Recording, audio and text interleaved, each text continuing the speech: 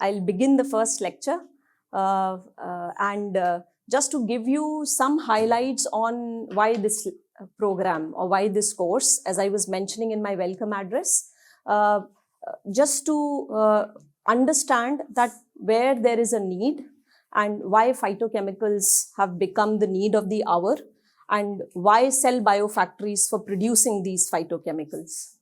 So you already are aware, you must have provided in your registration kit, a course manual has been provided in which the various lectures, topics have been given. So coming to the topic, it is about sustainable biomanufacturing of high value phytochemicals. Now, sustainable because we'll be talking about a process development which is greener, and which is having a low footprint, carbon footprint, and a process which is independent of nature to produce the same molecules which you extract out from the natural plants in the wild. Then we talk about the high value because many of these phytochemicals, they belong to specialized category, which initially was called as secondary metabolites. So, which are different from primary metabolites, but they are mainly used for defense and various other ecological relationships of the plant with the surroundings. So these have also been found to be very beneficial for the humankind. So therefore, they become of high commercial value to us. So the motivation behind stems from the fact that if you go back and see, the data suggests that there are more than 25% of the top 150 prescribed drugs which are belonging to, in some way, the molecules which are of plant origin. What has been projected is that we are going to see a 5 trillion market by 2050 for the herbal drugs. There'll be a 63%. So this was a report which came on the National Ayurveda Day by Ministry of Ayush, which said that 63% upsurge in the demand for the herbal products in the last decade. Now, unfortunately, most of these molecules or herbal extracts, they are being procured from nature. 70% of the harvesting which is done is invasive in nature. So many of these phytochemicals, they are coming from the various parts of the tree or plant, because of which, of the commercial interest and a lot of industrial demand, they extensively get uprooted. I'll give you an example, like for example, an anti-cancer metabolite, the lead molecule called as camptothecin. It is to be extracted from the bark of the Indian native tree, which is a small tree, which is called as Nothapodites pneumoniana. Now, in the last few decades, we have observed almost 80% decline in the population from the Western Ghats for the very reason that there is a lot of domestic and global demand for this anti-cancer lead molecule, because of which they are getting black marketed, they are getting extensively, invasively harvested, because these secondary metabolites may also be present in various other parts of the plant, but the local collectors and the vendors, they don't care, and it is extensively fully uprooted tree. So there is a time going to come where the population is going to get either endangered or critically endangered or finally extinct. Now, one of the facts of these phytochemicals is that most of these high-value phytochemicals, they have a very chemically complex structure. They have more than one chiral centers. So, if you see, these are multi-step biosynthetic processes, and total chemical synthesis of many of these secondary metabolites is either not possible, or the yields are very low, or the results ends up in a racemic mixtures of molecules, where one of them can also be toxic and harming the biological benefit which is coming out from the molecule, especially when they are present in extracts. So their chemical synthesis can be complex, and there is a lot of, because we are dependent on nature for these molecules, we are therefore dependent on the climatic conditions, the geographical conditions, what has been observed is that if you, let's say, for example, azadirachtin, it's a small it's a molecule which is used as a biopesticide and collected from Azadirachta indica, which is ubiquitous, which is present across the country. It is neem, commonly called as neem. It's a very high value biopesticide. Now, if you see its yields, which means the content present, it is generally extracted from the seeds. If you start collecting it from North India, from South India, from various parts of the country, you'll find different yields of azadirachtin in these trees or in the seeds collected from the trees. So there is it's a well-known fact that there is an impact of geographical variation and climatic variation in the yields of these secondary metabolites present in the plant. So therefore, it cannot be a uniform or a consistent supply of the product when you are depending on nature. Then what is the alternative? I gave you an example that it becomes imperative now how to find an alternative. I gave you an example of camptothecin. Now camptothecin, it is growing at the rate of 14% CAGR in the market. Now 4 drugs are already in the market which use camptothecin as the lead molecule. Now there are dozen more derivatives and conjugates of camptothecin which are under different stages of clinical trial for various cancer therapies under FDA. So there is a time wherein you will be needing more material for extraction of camptothecin. If you see the gap between demand and supply of camptothecin, it is almost 50% annual difference in the demand, global demand and supply. Now, it becomes imperative to find another solution to procure this molecule, wherein plant cell and microbial fermentation or cell biofactories will play a role which is much greener than total chemical synthesis for producing such high value compounds. Now, another advantage which comes in with these cell biofactories is that they can be cultivated in reduced time and space. If you compare it with nature, the land requirements are less. They will be cultivated under controlled environment. They are amenable to optimization, which means that there is an opportunity to tweak the metabolism of the cells to enhance the production of these metabolites. Otherwise, in nature, a plant produces plethora of secondary metabolites. You'll have, after a few slides, I'll be talking about, and in fact, Professor Nathalie is also going to talk about how complex is the plant secondary metabolism. That will give you a fair idea that it is, although it is easier said than done process, if you want one single desired phytochemical to be enhanced in the cell biofactories without compromising the primary metabolism of the cell, so that there is growth as well as production of the secondary metabolite. But nonetheless, the cell biofactories have that opportunity of tweaking and manipulation of the metabolism to divert the carbon flux more towards the desired metabolites than other secondary metabolites. And because it is a controlled environment, so it is independent of nature. Having said that, there are bottlenecks pertaining to, the minute you bring and you isolate cell lines and you bring in the form of in vitro cultures, in comparison to nature, the yields are less. So in the wild types cell biofactories, you will find that the product yields are less, but because they are amenable to optimization, we implement cellular engineering principles, we implement bioprocess optimization principles to bring the productivities comparable to or better than nature. This is just to tell you what is the opportunity which is lying ahead in the space of herbal products or phytochemicals. Government of India, it has a vision of making India as among the top 5 global biomanufacturing hubs. In fact, by 2025, that is the vision, wherein we target to touch $300 billion market by 2028. The global herbal drug market size is set to grow at the rate 11.2 CAGR and is expected to reach $50 trillion by 2050. If you see the domestic herbal market size, it's also currently at 50 billion mark, and we are also growing huge rate, which is currently 14%.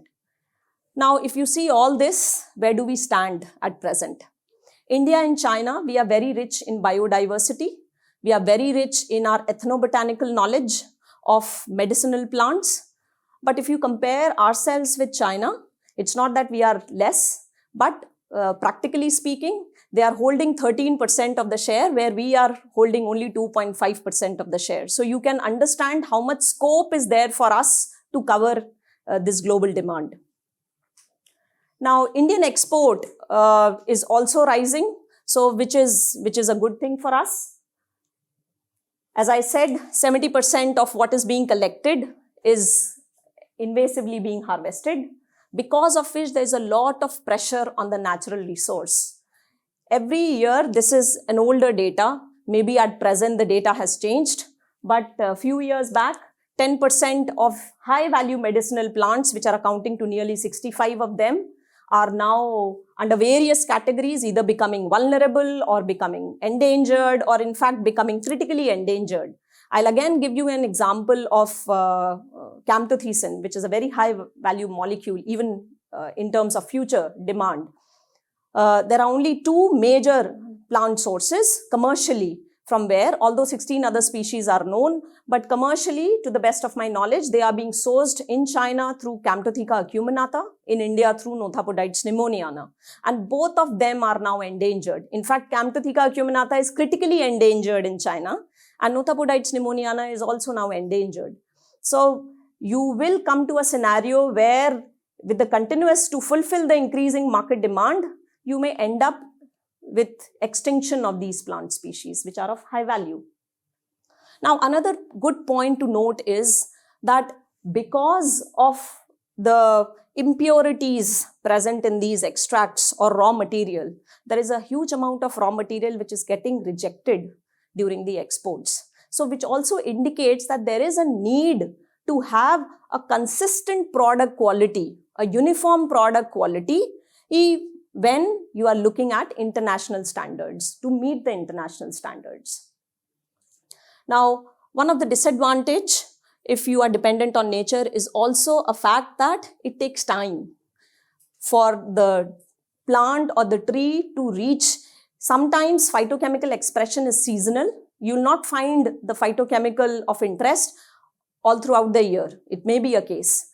There can be a scenario where only upon reaching a particular maturity, the phytochemical is expressed, depending on the need of the phytochemical in the plant.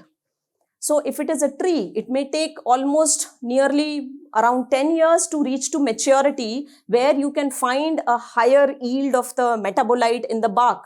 I was talking about, again, camptothecin. Nothapodites pneumoniana, it takes 7 to 8 years time to reach to maturity, where you have to non-invasively extract out it from the bark if you don't want to kill the plant. Now, where does the opportunity lie in terms of business landscape?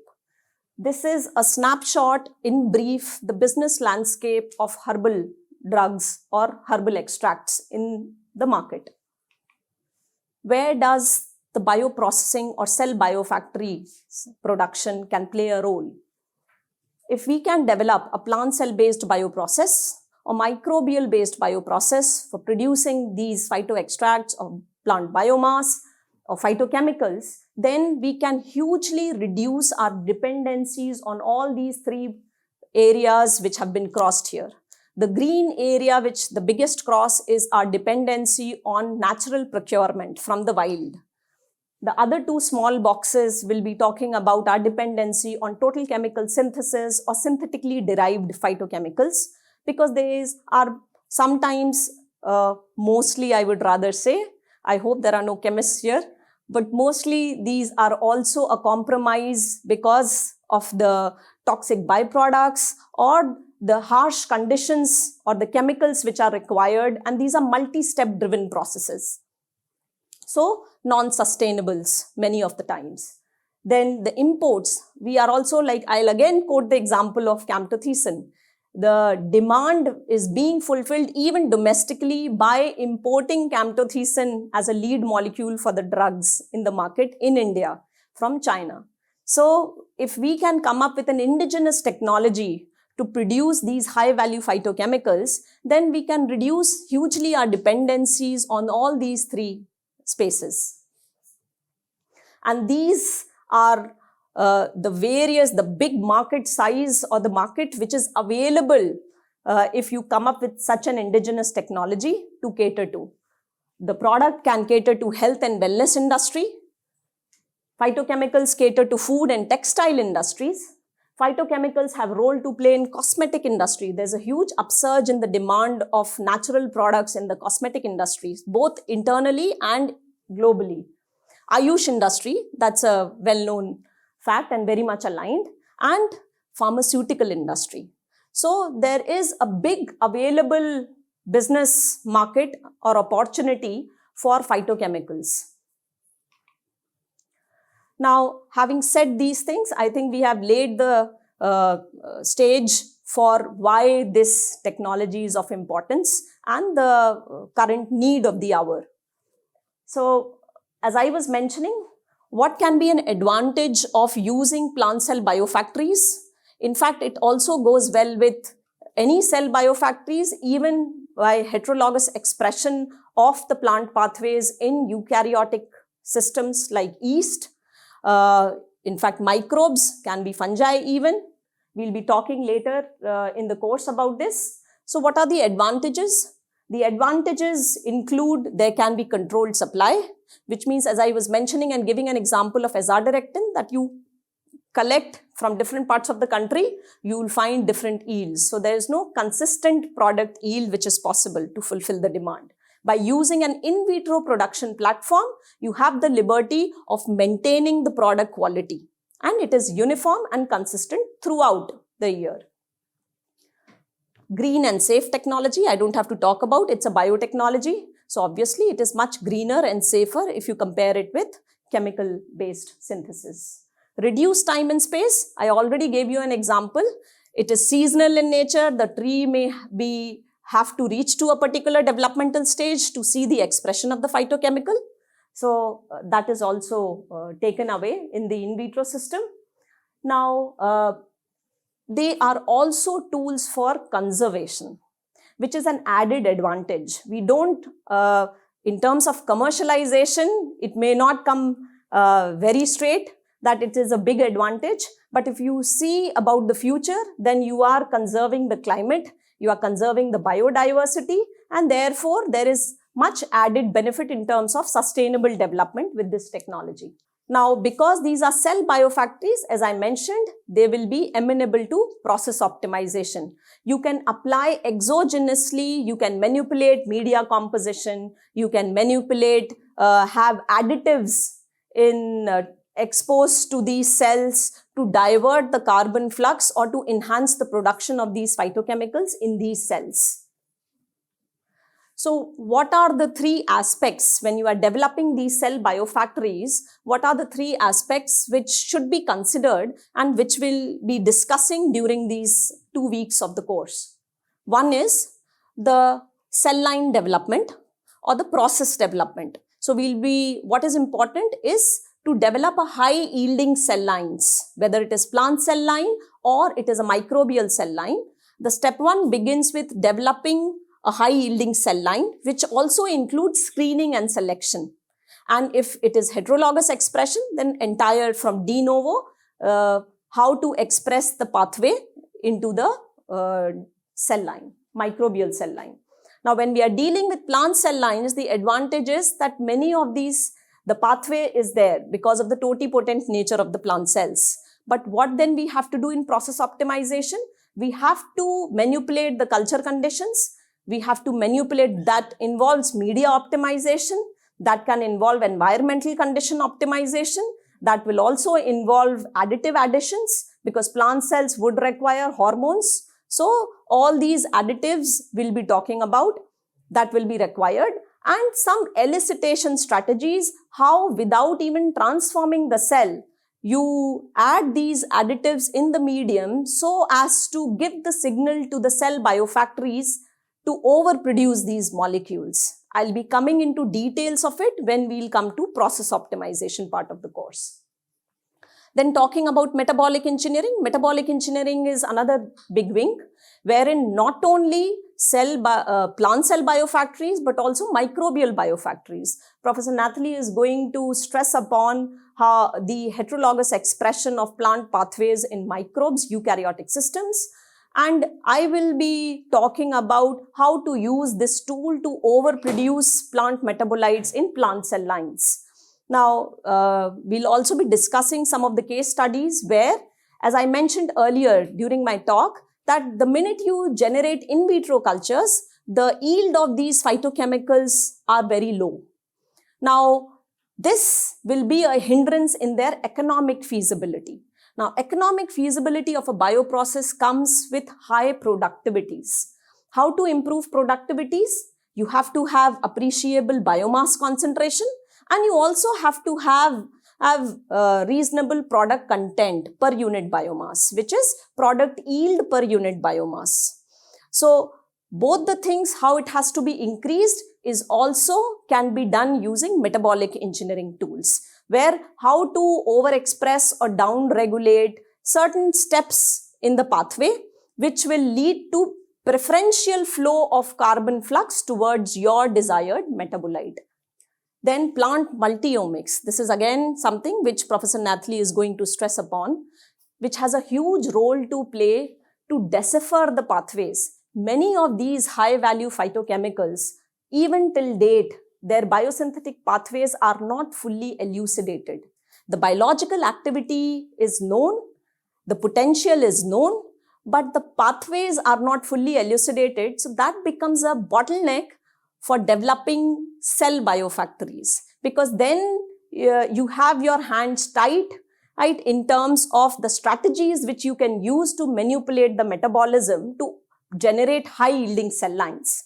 Most of the metabolic engineering which you will see is intuitive in nature based on biosynthetic pathways. So until unless you know the steps involved, it is very difficult to, and how they are connected to central carbon metabolism.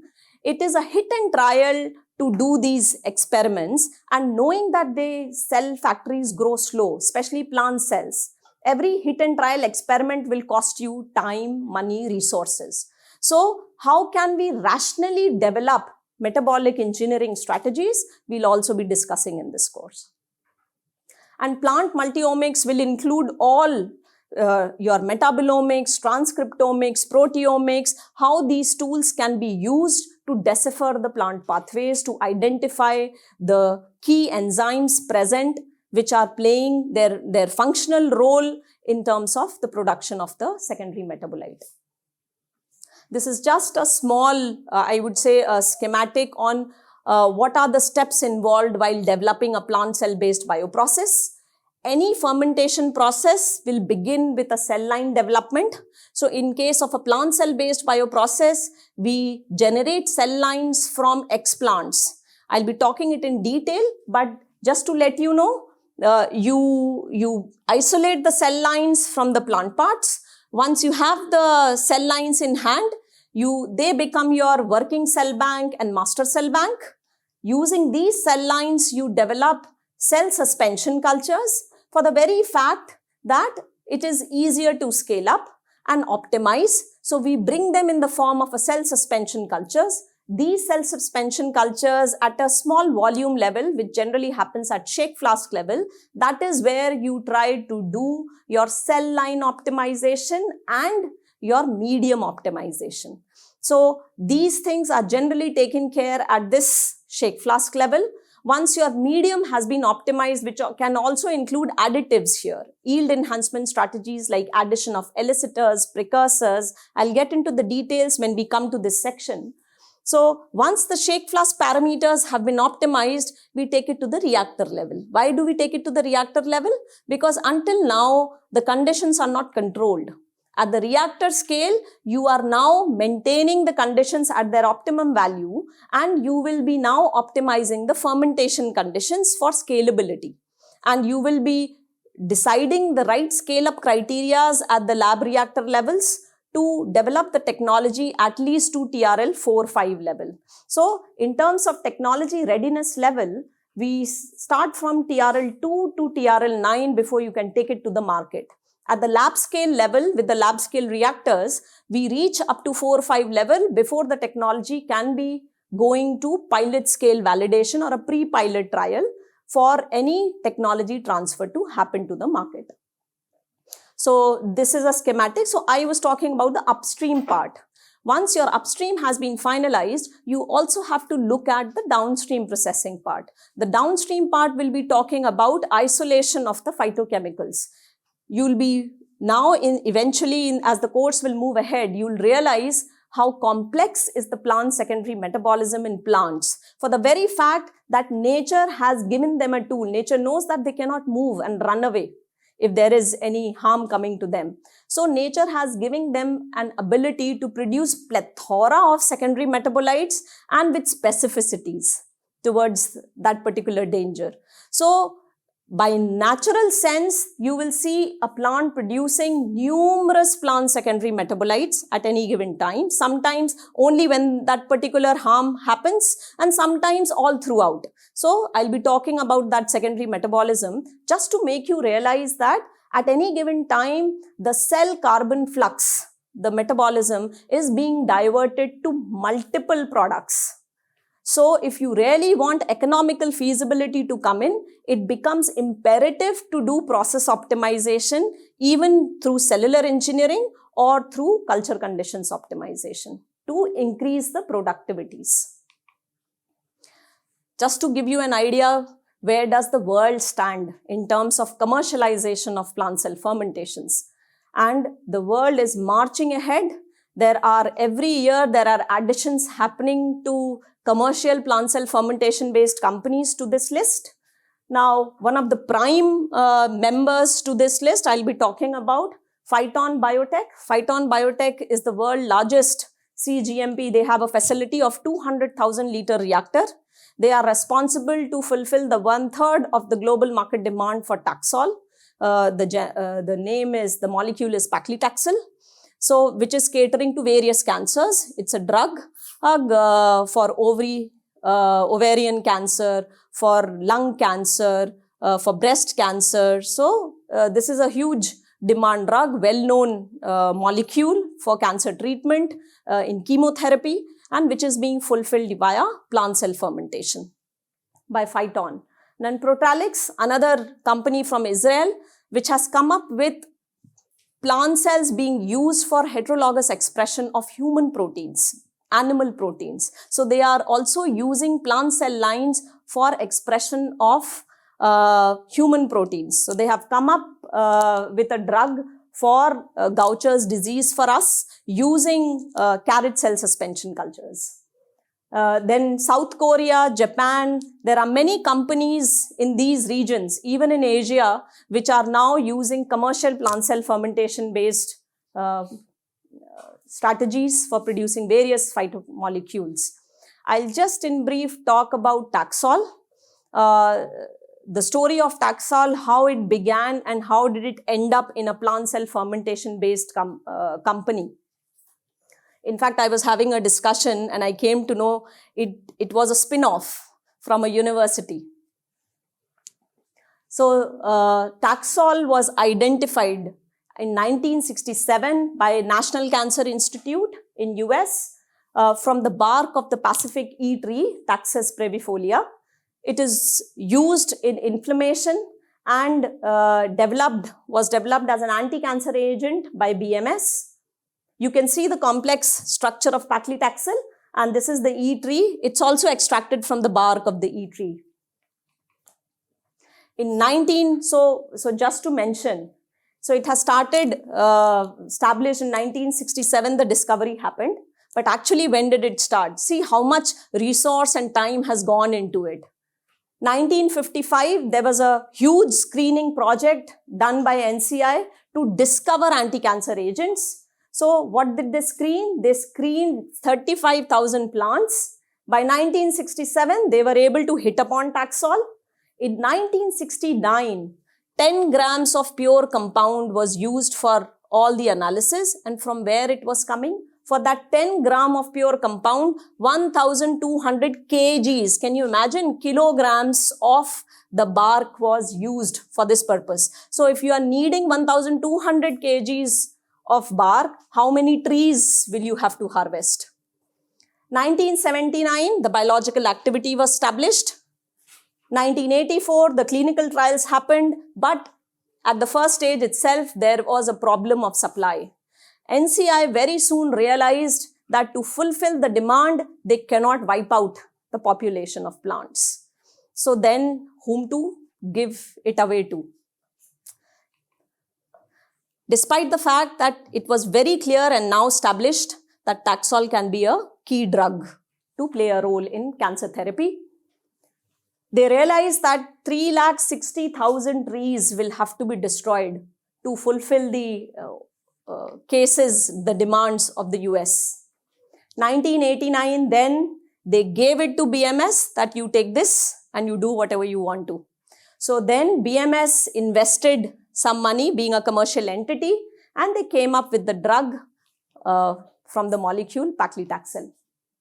FDA approved it in 1992. 5 years exclusive marketing rights were given to BMS for this non-patentable. See, you also realize the minute it goes to commercial entities from the beginning, the cost is going to increase.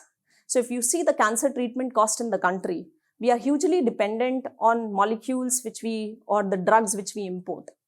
Now, you can understand the imperative need of coming up with an indigenous technology to produce these molecules if you really want to make it affordable to the country. Now, what is the status? It is currently being produced by plant cell culture technology by Phyton Biotech, and they are catering to 1/3 of the global demand for Taxol. These are some examples of various application industries. If you talk about food, these, you can refer to this. We'll be sending these slides every day as the lecture finishes as PDFs for you people to refer to.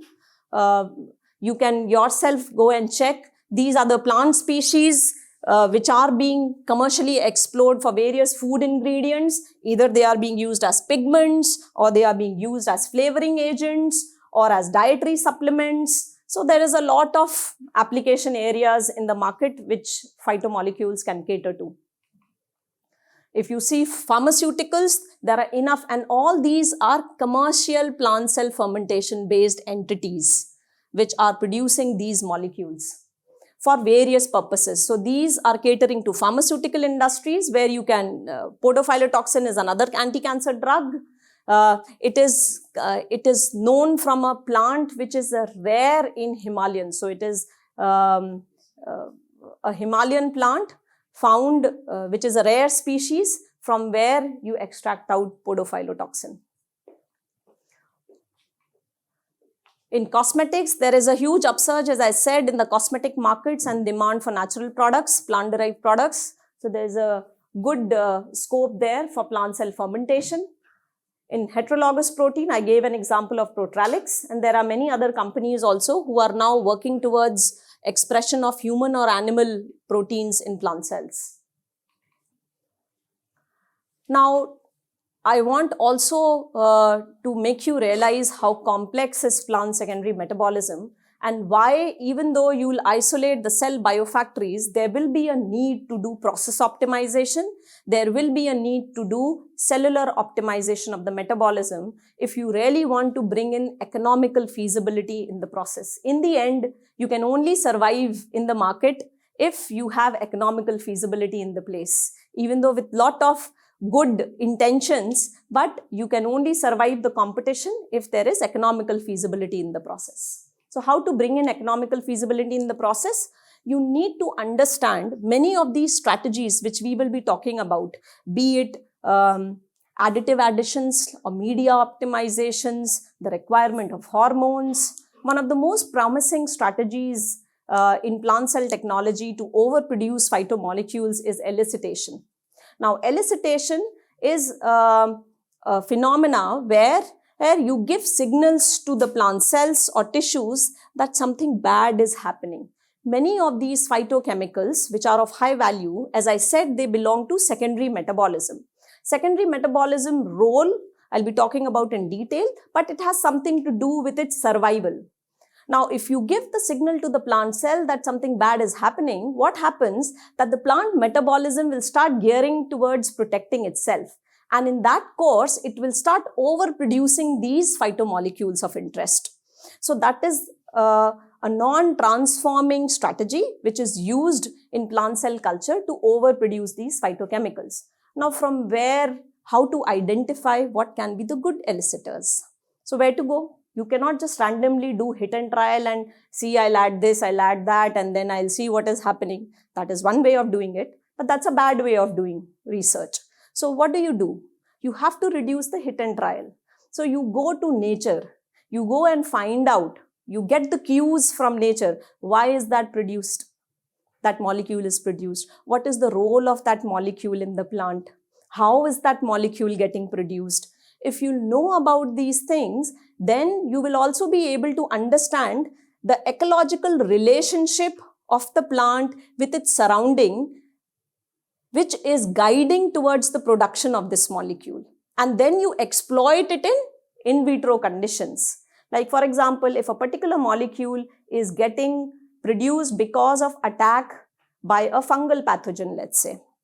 So what would you do? You first understand that this was being attacked by this particular pathogen and that's why this molecule is getting overproduced. So now, how will I exploit it in lab? I will use any fungal component, either dead or live. Generally, we use dead cultures because plant cells are vulnerable to contamination. The fungal, if you take it live, it will overgrow. So you take its components and you add them as elicitors in the medium, just giving the plant cell a signal, a pseudo signal in the lab that something bad is coming. It will accelerate its secondary metabolism and thereby lead to enhanced yields. So I'm just telling you in very simple terms. We'll talk about it in detail. Now, to understand that, what do we need to know? We need to know about the plant's secondary metabolism and its complexity, when and how these molecules are produced. So first, I know all of you might be knowing what is metabolism. Metabolism is sum of all the biochemical reactions which are happening in the cell, including the primary and the secondary. Now, primary metabolites are what? Primary metabolites will be all those metabolites coming from the primary metabolism, which will be responsible for its growth and development or reproduction. So these will become a part of primary metabolism. What all? For example, your lipids, your nucleic acids, carbohydrates, these are coming from the central carbon metabolism. Your amino acid synthesis, fatty acids, cell wall components, anything to do with the biomass is a part of primary metabolism. Now, plants, because they cannot move, they have significant portion of this carbon flux going into producing certain molecules which are not essential for growth and multiplication, but which means biomass, but they are essential for their survival. Survival and their ecological dependence or relationship with the surroundings, which we call as secondary metabolism. How are they different? At the biosynthetic level, there is a lot of interconnection between the primary pathways and the secondary pathways. Professor Nathalie is going to talk much more in detail about the connection between the primary and the secondary. But just to let you know, the primary and the secondary metabolites share many same intermediates. They are derived from same core metabolic pathways. Even secondary metabolism, you will find that as you keep going upstream, there are common pathways, common intermediates, and as you keep going towards the downstream, your preferred product, they will keep diversifying and keep branching out. The secondary metabolites generally occur in relatively low quantities. Can anybody answer why low quantities? Absolutely. Why would nature try to? Nature is the best engineer. Nature would always economize its resources. It will never produce anything which is of no need. So, it will either produce it only in quantities which is less burden to its primary functions. So therefore, most of these secondary metabolites are produced in low yields. Now you can imagine they are anyways getting produced in low yields, and when you bring them an in vitro culture form, they are further down. So how much there is a need to again revive the yield or get it overproduced to bring in economical feasibility, higher productivities. Now, one thing is to be noticed that these are widespread in terms of either family, genera, and even species. It is not necessary that if a plant is producing a particular secondary metabolite, any other plant nearby will also be producing that particular metabolite. Even among the species, you may find variations in the maybe a derivative or in the structure. Some modification might be happening. So therefore, the need for screening and selection of high-yielding cell lines. I gave you an example of azadirachtin. Now, azadirachtin, in one of the research which was conducted, they collected 23 different varieties of neem seeds across the country for extraction of azadirachtin. And in all those 23 varieties, the yields of azadiractins were different. And the Trivandrum variety showed the maximum yield of azadirachtin. So that became the best plant to be used as explant. Its parts became the best explants to generate highest yielding cell lines. So it's like, where do you begin before process optimization? Do you want to begin with a low yielding plant's explant which will generate a lower yielding cell line, or you would first begin with a higher yielding plant part which can presumably generate a higher yielding cell line and which should be then further taken for process optimization or cellular optimization to give you highest yielding cell line to begin with. What is the role of secondary metabolites? There are multiple roles which secondary metabolites are playing in the life of a plant. They protect the plants against getting eaten up by herbivores. They protect the plant by attack from microbial pathogens.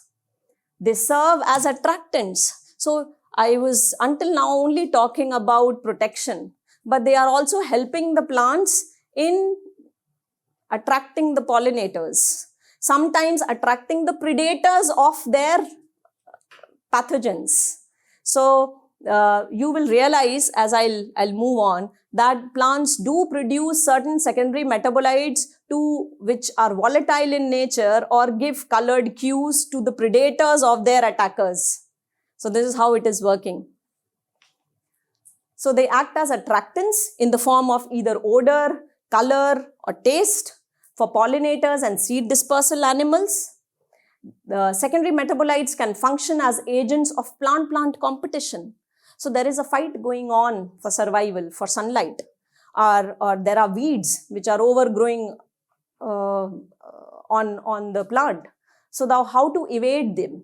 So plants do produce certain secondary metabolites through their rhizome to evade such competition. Plant microbe symbiosis. Now I'll be talking about the plant microbe interaction, which also plays a role in secondary metabolism and especially phytochemical production. It is well known that certain phytochemicals are being co-produced by the microorganisms residing in the plant and also the host plant. So they also play a role between the metabolic crosstalk which is happening between the microbes residing in the plant through the evolution and the plant. They increase the reproductive fitness of the plants. Of course, if the plant is free from any pathogens or wounds, then it is a healthy plant to grow and thereby better reproductive fitness. The ability of plant to compete and survive, therefore, profoundly is affected by its secondary metabolism and the production of secondary metabolites. Now, what are the different defensive strategies which the plant has realized or they have developed? Like us, there are some. So what plants do is they have constitutive defense and they have induced defense. From the name itself, can you guess? Some lie under constitutive defense and some secondary metabolites become a part of induced defense. Constitutive is something which is constantly expressed and induced is expressed in response to a particular stimulus. Absolutely, from the word itself. So again, the nature is economizing. Rather than spending all its carbon, energy, flux in one go on producing the secondary metabolites, it is economizing as and when required. They are often species specific. So this is how secondary metabolite production is. They are species specific. They can exist as store compounds, conjugate compounds, or precursors of active compounds. Now, sometimes many of these phytochemicals, because they are toxic in nature, the plant has to protect itself against the toxic nature of that. So therefore, sometimes they are stored as it is in the vacuoles mostly, or sometimes the precursor is stored, and as soon as the damage would happen, the precursor will be brought in exposure to the last step of enzymes which are in the vicinity to convert it into final products. Most of the defensive secondary compounds are constitutive defense. Now, what are induced defense? Induced defense are initiated only after actual damage occurs. They include the production of defensive proteins. For example, lectins or protease inhibitors, as well as production of toxic secondary metabolites. So this becomes a part of induced defense, which happens after the first attack has happened rather. In principle, induced defenses require a smaller investment, obviously, because they are not all the time being produced. So induced defense would require less carbon and energy of the plant to get produced. So lesser investment from the plant. Now, plants can recognize specific components of the insect. If there is a pathogenic insect, they may have certain receptors on the cell membrane which will recognize these insects so as to start overproducing these compounds. So repeated mechanical wounding is one. Can induce response similar to that of insect herbivory. Certain molecules in the insect saliva can serve as enhancers of the stimulus. That is what I was terming as elicitors. Plant can recognize these elicitors and activate a complex signal transduction pathway. So it is about the exposure. Once it is exposed, the plant has recognized. Now the plant can be very big. The tree can be very big and the attack has happened at one point. How will the tree gear up the other parts? So what happens? The plants have devised a mechanism of this signal cascade, and sometimes the signal is sent through the vascular system to other parts. So wherein your signal molecules will play a role, where jasmonic acid, salicylic acid, these are signaling molecules which play a huge role in this signal cascade mechanisms. Such insect-derived elicitors, they trigger the signaling pathways systematically, initiating the defense response in the distant regions of the plant. In fact, you won't realize that the plant is not only trying to send signal to different parts of the same plant, but it also sends signals to the nearby plants by making them as volatile substances. So these signaling compounds, like for example methyl jasmonate. Jasmonic acid is the signaling molecule, but its volatile ester is methyl jasmonate. And this volatile ester the plant uses to give signals to the distant relative.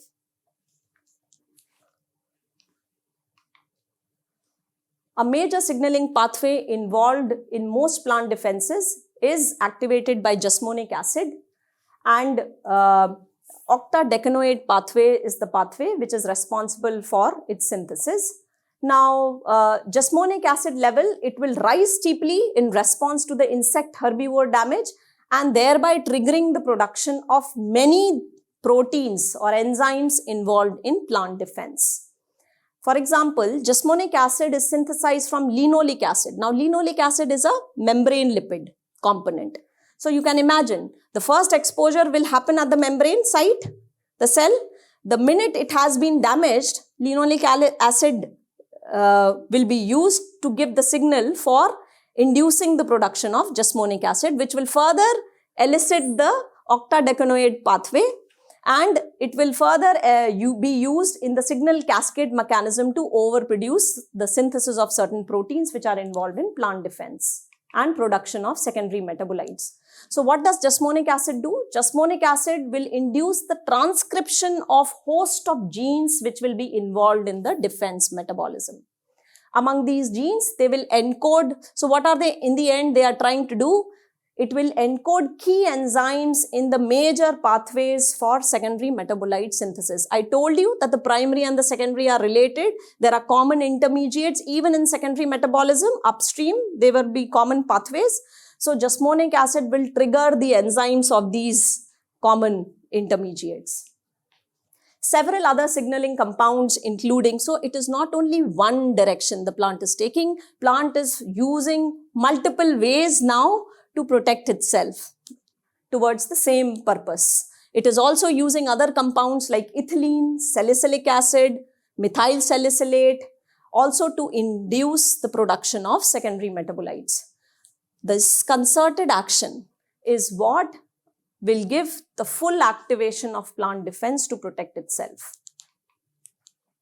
Some proteins, plant proteins can themselves inhibit the herbivore digestion. Among the diverse components by jasmonic acids are proteins that will interfere with the herbivore digestion. So, for example here, some legumes, they synthesize alpha amylase inhibitors that would block the action of the starch digesting enzyme alpha amylase. So, you can understand, any insect which will try to attack, it would have to disintegrate and want to have food from the plant. So there's a good possibility that it will have alpha amylase to do that. Now what the plant would do is, it will attack directly the enzyme which is responsible for degradation of starch. Other plant species produce lectins, defensive proteins that bind to the carbohydrates or carbohydrate containing proteins. Now what will happen after it has ingested, the herbivore has ingested, these molecules will bind to the epithelial cell lining of the digestive tract and interfere with the nutrient absorption. The best known anti-digestive proteins in plants are the protease inhibitors.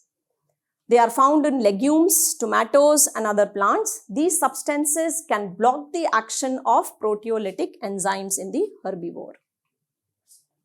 Now there are volatiles also playing a role here. The induction and release of volatiles in response to insect herbivore damage. This includes the combination of molecules which are emitted specific to each insect. There are certain class of molecules which will be produced after they have learned. There has been repeated attack happening, so the plant is also learning. I'll be talking about ISR and SAR, how the plant learns from the first damage has happened, so that in future when the damage happens, I'm ready to face it.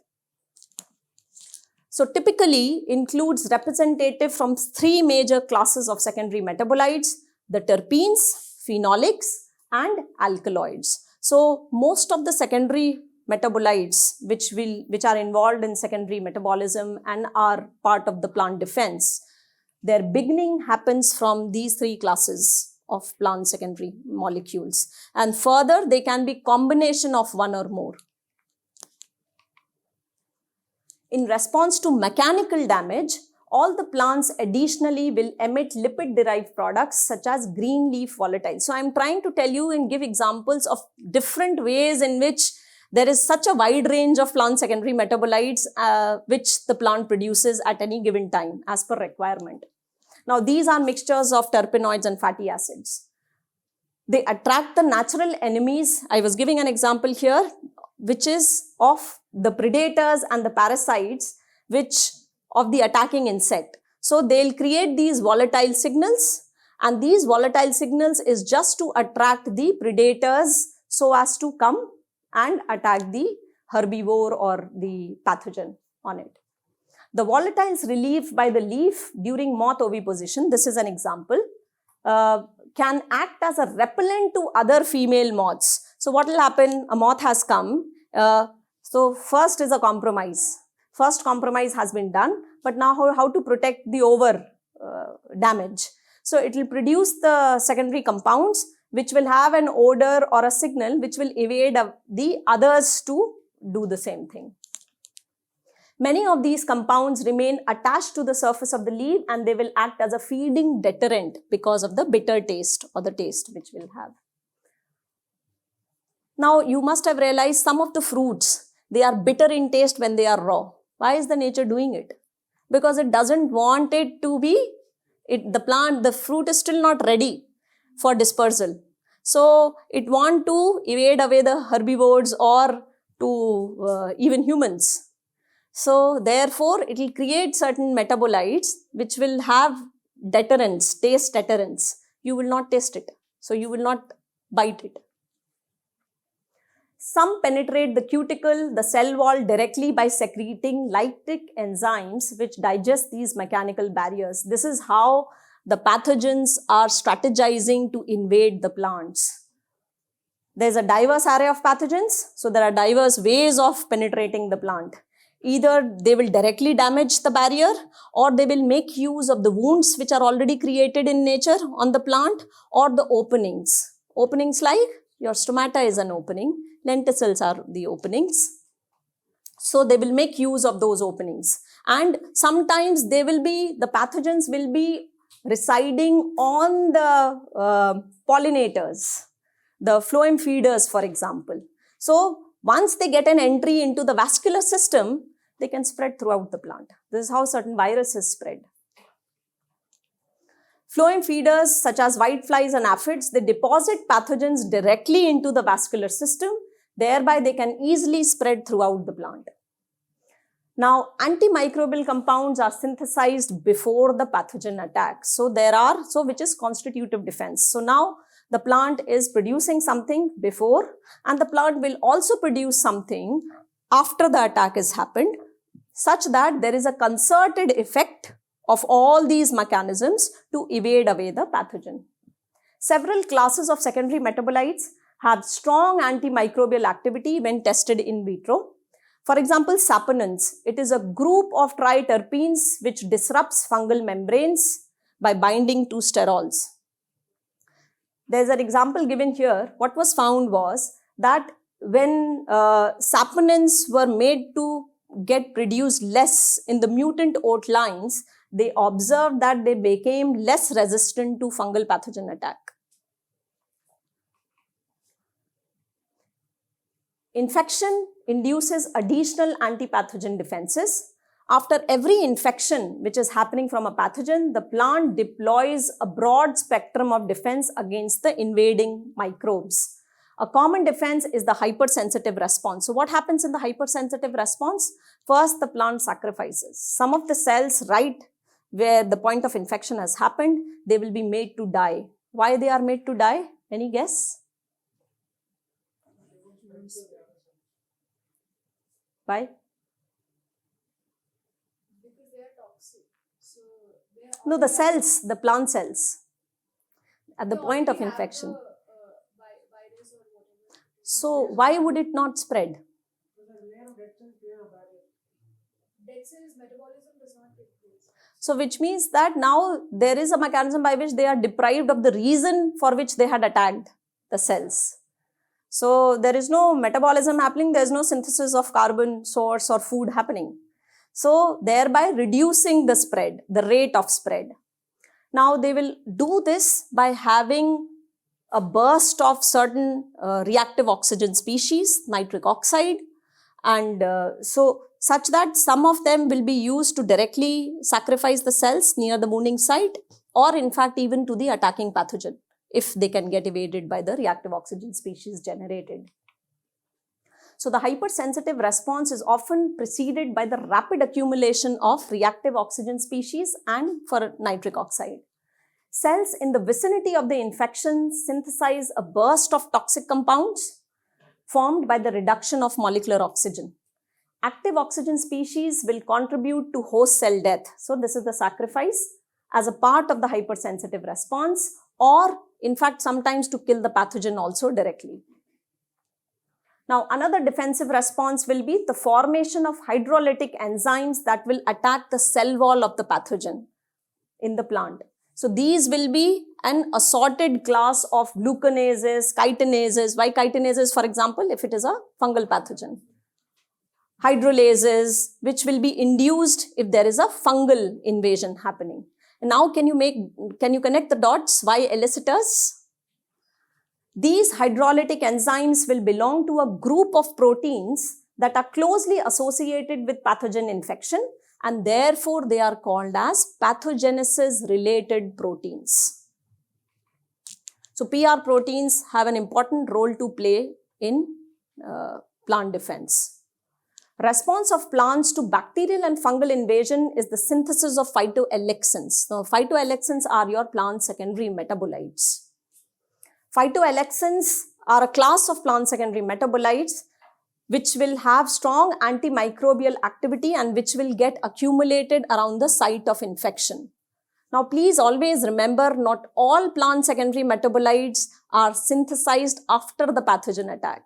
They are certain part of secondary metabolites which are a part of constitutive defense. Phytoalexins production will appear to be a common mechanism of resistance to pathogenic microbes in wide range of plants. For example, leguminous plants like soya bean, alfalfa, isoflavonoids are used as phytoalexins. Solanaceae plant, for example, potato, tobacco, tomato, they will produce sesquiterpenes which will become a part of phytoalexins. Their production increases after the pathogen attack. The phytoalexins are generally undetectable in the plant before the infection, but they are synthesized very rapidly after the microbial attack. Now, it also depends on the plant species. So, the probability of success to evade away the pathogen would depend on how fast the plant is able to do a concerted mechanism to protect itself, which also involves the production of secondary metabolites de novo, which means after the attack has happened. The point of control for the activation of these biosynthetic pathways will begin from gene transcription. The plant do not store any enzymatic machinery required for phytoalexin synthesis. After microbial invasion has happened, they will begin transcribing and translating the appropriate mRNAs which are required for synthesizing the biosynthetic enzymes required to produce these phytoalexins. Now, how do plants recognize? They will differ. So, sometimes you will find that some plants are able to survive, some plants are not able to survive. So, that is because they have a difference in the speed and intensity of response to these attacks. The resistance would depend on how plants sense the presence of pathogens and initiate the defensive responses. So, how quickly the plant has developed a mechanism to the first line of defense has been broken, how quickly the signal cascade mechanism is in place to do de novo synthesis of these phytoalexins and involve the various other mechanisms of protection. Plants have a variety of receptors that can recognize these associated signals. One of them, it is called as MAMPs. These are microbe associated general molecular patterns. So this is where learning is happening when there has been through generations. So if something, so plants will find certain epitopes and present it, which will identify the conserved features of that attacker. For example, flagellin receptor, which is epitope FLG22, it is a receptor which enables the plant to recognize mobile bacteria. So this is how the plant has devised ways to recognize any mobile bacteria, class of mobile bacteria, flagellated bacteria. Now, there's another example of PEP13, which is an epitope of oomycete transglutamase that enables the plant to recognize all oomycete pathogens. Oomycetes are fungus-like pathogens. This form of defensive strategies is referred to as innate immunity because plant has already learnt it through evolution. A single encounter with the pathogen may increase resistance to future attacks. When the plant survives infection by a pathogen at one site, it will often develop increased resistance to subsequent attacks. And this is called as systemic acquired resistance in the plant. It is not developed therefore very quickly. It takes time for the plant to develop this resistance. How does it develop? It develops this resistance by creating increased levels of PR proteins. We just heard about the pathogenesis related proteins. This is where it plays the role in your systemic acquired resistance. So PR proteins like chitinases and other hydrolytic enzymes, once the endogenous signals involved, so there are certain signaling molecules also involved in this, for example, salicylic acid. This will get accumulated dramatically in the zone of infection after the initial attack has happened, and then it will establish the systemic acquired resistance by synthesizing the PR proteins. Hydrogen peroxide is another compound that can accumulate at the site of infection and also becomes a part of SAR. Salicylic acid is the signaling molecule which will be used for long distance cautioning to other parts of the plant. This is just a schematic to show how the initial pathogen infection will increase the resistance for any future attack by using SAR. So generally these signaling molecules will make use of the vascular system to convey the message to other cells and tissues. Now another type of resistance is induced systemic resistance, which will get activated when not the actual pathogens have happened, but it is also activated during its interaction with the microbes. These can be symbiotic microbes, can be useful microbes in nature. But even for a useful symbiosis to happen, that particular microbe will have to infect the plant, will have to enter the plant, isn't it? Now for entering, it will have to produce certain lytic enzymes. So they become a part of the induced systemic resistance in the plant. So colonization of root zone by rhizobacteria not only stimulates the formation of root nodules, but also initiates a signaling cascade throughout the plant. This signaling cascade would involve molecules like jasmonic acid and ethylene, and thereby resulting in enhanced production of the phytochemicals, which will be useful in the future if any pathogen attack. This form of systemic defense does not involve salicylic acid as the signaling compound, as it does not induce the accumulation of PR protein. So this is how it is different from systemic acquired resistance. Certain defense measures are immediately put in place by induced systemic resistance, and other defense responses are initiated only after the actual pathogen infection. So now, can you understand the difference between ISR and SAR? So induced systemic resistance is playing a role when? It should be a part of your induced systemic resistance was not coming from actual pathogens, but from the beneficial microbes. So it is not happening after the actual attack has happened, but well before that. So it's a constitutive, can be a part of the innate defense which has happened and not the induced. The advantage of this defense strategy lies in reducing the direct investment of resources in defensive measures.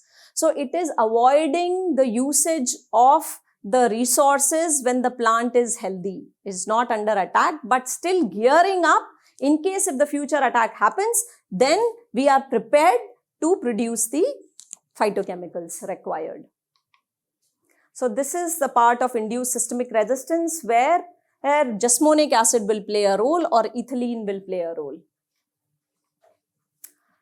So this is a sum up of the secondary metabolism and its relationship with the nature in plants.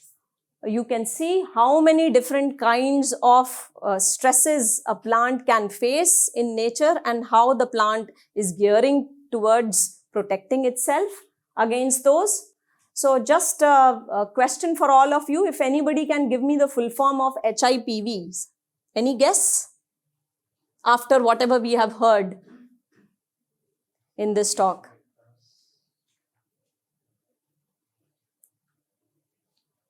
Pollination vectors. No, a full form of HIPV. You should be able to guess after we have been discussing. Okay. Okay. Teamwork. Herbivore induced.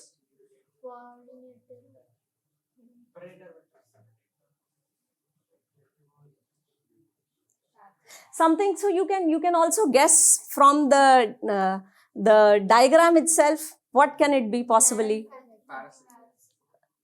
So I heard plants, I heard parasites. So herbivore induced parasite and so whatever we have been talking about, connect with it. We have been talking about the secondary metabolism role in the plant, and the secondary metabolism belongs to the plant. And where is it going? It's going to, so herbivore induced, somebody said some, so I'll go by the plants. So herbivore induced plant, herbivore induced plant virus, and coming from where? Volatiles. Why volatiles now? Now give me an answer. So one is done, part A is done. Herbivore induced plant volatiles. Part 2, the purpose. Signaling molecule for the other plants. Long distance.